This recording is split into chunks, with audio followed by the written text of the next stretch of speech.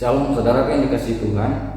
Kali ini saya akan membahas tentang ayat-ayat persepuluhan di dalam Perjanjian Baru. Benarkah persepuluhan itu diperintahkan atau diajarkan di dalam kitab Perjanjian Baru? Kita coba cek ayatnya.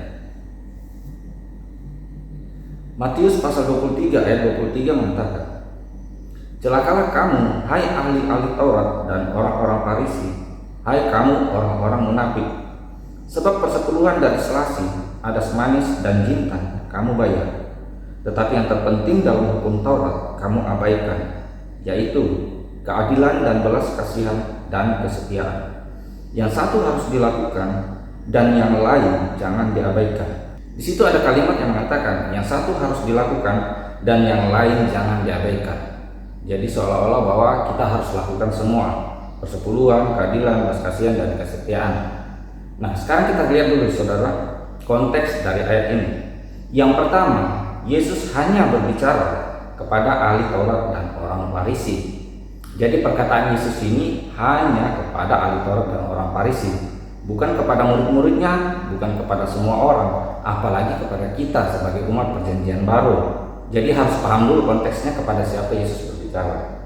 Kemudian yang kedua, yang satu harus dilakukan dan yang lain jangan diabaikan. Saudara harus lihat apa yang sedang dibahas di sini, hukum Taurat. Nah, sekarang kita coba lihat di dalam kitab Yakobus. Yakobus pasal 2 ayat 10 sampai 11. Saya akan bacakan. "Sebab barang siapa menuruti seluruh hukum itu tetapi mengabaikan satu bagian daripadanya, ia bersalah terhadap seluruhnya." Ini konteks hukum Taurat. Jadi aturan di dalam Taurat satu saja dilanggar, itu akan terkutuk saudara, akan dianggap sebagai pelanggar hukum Taurat juga. Itu sebabnya kita sering mendengar terkutuklah orang yang tidak setia melakukan segala perintah di dalam hukum Taurat. Jadi konsep Taurat seperti itu saudara, satu saja dilanggar maka orang akan tetap dianggap sebagai pelanggar hukum Taurat. Itu artinya orang akan tetap terkutuk. Sekalipun ada 612 mitzvot yang dilakukan di dalam hukum Taurat, satu saja dilanggar tetap dianggap sebagai pelanggar hukum, seperti yang dikatakan oleh Yakobus. Itu sebabnya dikatakan di ayat 11, "Sebab ia yang mengatakan jangan berzina, ia mengatakan juga jangan membunuh. Jadi jika kamu tidak berzina tetapi membunuh, maka kamu menjadi pelanggar hukum juga." Jadi Yesus sedang menjelaskan sistem Taurat itu seperti apa. Satu saja dilanggar, maka akan terkutuk, akan diangkat menjadi bersalah, pelanggar hukum Taurat. Sekalipun yang lain dilakukan, tapi ada yang diabaikan, tetap saja dianggap sebagai pelanggar hukum saudara. Itu yang dimaksud Yesus. Yang satu harus dilakukan, yang lain jangan diabaikan. Ini konteks Taurat saudara.